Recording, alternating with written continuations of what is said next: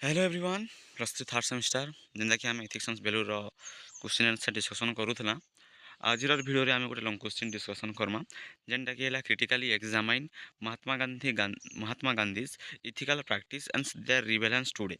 महात्मा गांधी नीतिमूलक आचरण एवं आज समय ताहार माने यार प्रासंगिकता कण से लंग क्वेश्चन आंसर आज आम ये भिडियो डिस्कसन करमा आ जेन माने आगर चार्टा भी आम most important long question short note discussion करूँ से भिडियो जेन मैंने नहीं देखी से भिडियो भी चैनल के विजिट करी देखिपार प्लेलिस्ट चेक कर आज तुमको तार पीडीएफ दरकार है आम टेलीग्राम चैनल रे मिल जाए टेलीग्राम चैनल लिंक आम कमेंट सेक्शन रे पिन अच्छे। महात्मा गांधी नीतिमूलक आचरण एवं आज समय तार प्रासंगिकता काण से विषय आज आम पढ़मा। महात्मा गांधी नीतिमूलक आचरण काଣା थिला आउ से जिनिसर प्रासंगिकता आज समय काଣା है। महात्मा गांधी नीतिमूलक आचरण थिला सत्य अहिंसा आत्मसंयम आमर सेल्फ डिसिप्लिन नैतिक दायित्व उपर आधारित थिला। तांकर दर्शन केवल माने तांकर एम खाली नुहे कि केवल खाली से पॉलिटिकल पार्टी माने केवल राजनैतिक नुहे बरं तांकर थिला नैतिक और आत्मिक मूल्यबोधरे भित्तिशील तांकर थिला।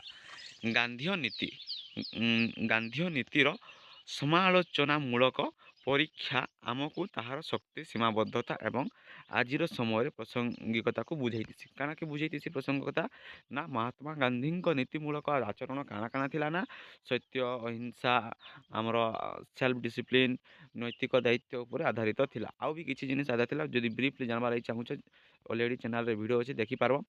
तांकर दर्शन केवल राजनैतिक नुहे माने तांकर एम नहीं कि खाली पॉलिटिकली थिला बोलिकी माने तांकर एम थिला काहे थिला कि बरं राजनैतिक नुहे बरं नैतिक और आत्मिक मूल्यबोधरे भित्तिशील तांकर थिला।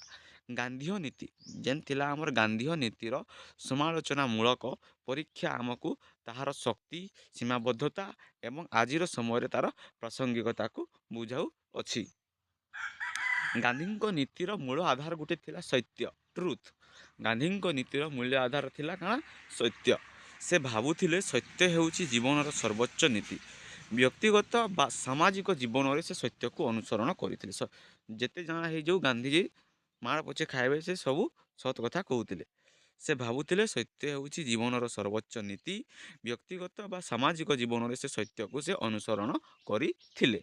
तथापि आधुनिक जटिल समाज रे संपूर्ण सत्य पालन करने कष्टकर बोली किछि समालोचक मत दियंती। बुझिला माने आधुनिक जटिल समाज आज समाज रे संपूर्ण सत्य पालन करने इम्पॉसिबल कष्टकर बोली किछि समालोचक मत दियंती। तथापि दुर्नीति और मिथ्या प्रचार जुगरे सत्यर गुरुत्व अत्यधिक अछि। अहिंसा गांधी आउ एक मुख्य नीति थिला। अहिंसा भी गोटे गांधी गोटे मुख्य नीति जेनता सत्य गोटे गांधी आधार थिला हेन्ता अहिंसा गोटे गांधी आ गोटे मुख्य नीति थिला। से अहिंसा को सामाजिक और राजनैतिक परिवर्तन एक शक्तिशाली उपाय भाव में प्रतिष्ठा करथिले। लुण आंदोलन लवण सत्याग्रह और असहयोग आंदोलन माध्यम से यार सफलता प्रमाण करथिले। अहिंसार प्रूफ केते खने गांधी देइथिले ना अहिंसा गांधी गोटे नीति थिला अहिंसा। से अहिंसा को सामाजिक और राजनैतिक परिवर्तन एक शक्तिशाली उपाय भाव में प्रतिष्ठा करथिले। आउ से आमर लवण सत्याग्रह असहयोग आंदोलन माध्यम से यार सफलता प्रमाण करथिले।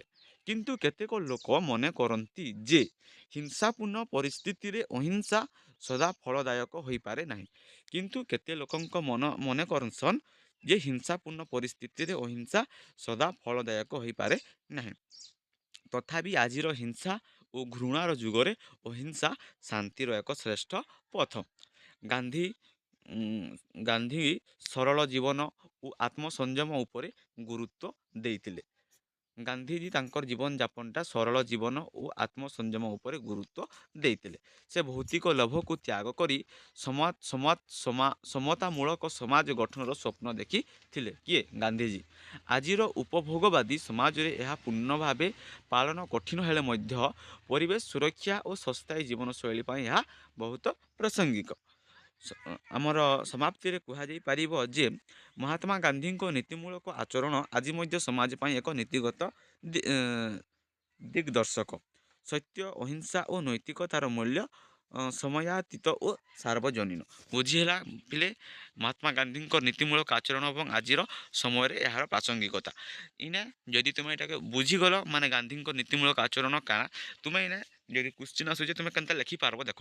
ଗାନ୍ଧୀଙ୍କର ବିଷୟରେ ଫାଷ୍ଟ ଲେଖିଦେଲ, ତାପରେ ଦେଖ ମୁଇଁ ତୁମକୁ ଇନା ଗାନ୍ଧୀଙ୍କର ନିୟମ ବେଲେ ତାଙ୍କର ମୁଇଁ ସତ୍ୟ ଅହିଂସା ବିଷୟରେ କହିଲି। ତୁମେ ତୁମେ ସବୁ ତାଙ୍କର ଇନକ୍ଲୁଡ଼ କରବ ଯେନ୍ ଗାନ୍ଧୀଙ୍କର ସତ୍ୟ ଉପରେ ଅହିଂସା ଆମର ଭାଓଲେନ୍ସ ଡିଟେଲ୍ସ ପୁରା ଆମର କ୍ଲାସ୍ ହେଇଛେ ପିଲେ।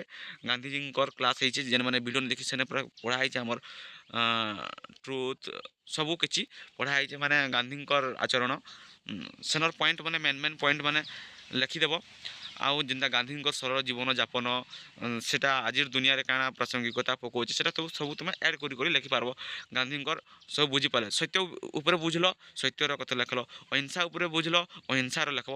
ହେନ୍ତା ଆମେ ଡିଟେଲ୍ସ ତ କ୍ଲାସ୍ ଆମର ଚ୍ୟାନେଲ୍ରେ ଅଛେ, ତୁମେ ସେନୁ ବି କିଛି ଆଡ଼୍ କରିକିରି ନୋଟ୍ସ ତ ଟେଲିଗ୍ରାମ ଗ୍ରୁପ୍ରେ ପ୍ରୋଭାଇଡ଼ କରାହେଇଛେ, ସେନୁ ବି ତୁମେ ନୋଟ୍ସ ଦେଖିକିରି ତୁମେ ତୁମର ଇଏରୁ ମନରୁ କିଛି ଆଡ଼୍ କରିକିରି ଲେଖବ। ମାନେ ଖାଲି ନେଇକିରି ଛାପିଦେଲେ ମାନେ ଆନ୍ସର୍ ସିଟ୍ରେ ଇଏନି ମାନେ ପଢ଼ିଛ ଯେନ୍ଟା ଆଉ ମନୁ ବି କିଛି ଆଡ଼୍ କରିକିରି ଲେଖିଛ ଦେଖ ଭଲ୍ ମାର୍କ ଆଇସି। ତ ଏଇଟା ଥିଲା ଓଡ଼ିଆର। ଆଉ ଯେନ୍ମାନେ ଇଂଲିଶରେ ଲେଖୁଛ ଏଇଟା ଇଂଲିଶର ବି ନୋଟ୍ସ ପ୍ରୋଭାଇଡ଼ କରାଯାଇଛେ। ଇଂଲିଶର ନୋଟ୍ସ ବି ଆମ ଟେଲିଗ୍ରାମ ଗ୍ରୁପ୍ରେ ପ୍ରୋଭାଇଡ଼ କରାଯାଇଛେ। ତୁମେ ଟେଲିଗ୍ରାମ ଗ୍ରୁପ୍ରେ ଜଏନ୍ ହେଇକିରି ସେଟା ସବୁ ଡାଉନଲୋଡ଼ କରିକିରି ପଢ଼ିପାରବ। ଟେଲିଗ୍ରାମ ଗ୍ରୁପ୍ର ଲିଙ୍କ୍ କମେଣ୍ଟ ସେକ୍ସନ୍ରେ ଅଛେ। ଆଉ ଯେନ୍ମାନେ ଚ୍ୟାନେଲ୍ରେ ନୂଆ ଅଛ ପିଲାମାନେ ଚ୍ୟାନେଲ୍କେ ମଷ୍ଟ ସବସ୍କ୍ରାଇବ୍ କରିଦିଅ। ଆଉ ତୁମର ସାଙ୍ଗସାଥିମାନକେ ଇ ଭିଡ଼ିଓଟା ସେୟାର କରିଦିଅ କି ସେମାନେ ବି ଇଥିକ୍ସ ଆଣ୍ଡ ଭ୍ୟାଲୁର କ୍ୱେଶ୍ଚିନ୍ ଆନ୍ସର୍ ଡିସ୍କସନ୍ କରିପାରିବେ। ମୋଷ୍ଟ ଲଙ୍ଗ୍ କ୍ୱେଶ୍ଚିନ୍ ଆଜି ହେଲା ଜାନୁଆରୀ 2 ତ ସମ୍ବଲପୁର ୟୁନିଭର୍ସିଟିର ଆଉ 10 ଦିନ ବାଦ ତୁମର ଏକ୍ଜାମ୍ ହେଉଛି ଇଥିକ୍ସ ଭ୍ୟାଲୁ। ତ ବହୁତ ଜୋରଦାର ଭାବରେ ପ୍ରିପାରେସନ୍ କର। ଓ ଆମର ଏମ୍ ଅଛି ତ ଇଥିକ୍ସ ଭ୍ୟାଲୁର maximum long question short notes preparation କରାବାର୍ ଲାଗି। ତ আমার সাথে জুড়ি হ, চ্যানেলকে সবসক্রাইব কর, তোমার সাংসাথী মনের সাথে ভিডিওটা সেয়ার কর। আউ ফার্স্ট অপডেট পাইবার লাগি তুমি চ্যানেলকে সবসক্রাইব করিত, টেলিগ্রাম চ্যানেল भी জয়েন হইতো। তো এটা যেটা আমার ইংলিশরে অছে দেখ, Mahatma Gandhi's ethical practice were rooted in truth, non-violence, self-discipline and moral responsibility. আমি ক্লাস করেছু ট্রুথ বিষয়ে তুমি লিখব, non violence, self discipline and moral responsibility, love লাইননেস সেটা সব পড়া হয়েছে। আমার ভিডিও অলরেডি অছে চ্যানেলরে, নোটস भी প্ରୋଭାଇଡ଼ କରାହେଇছে, সেটা ସବୁ তুমি এড করে পারব।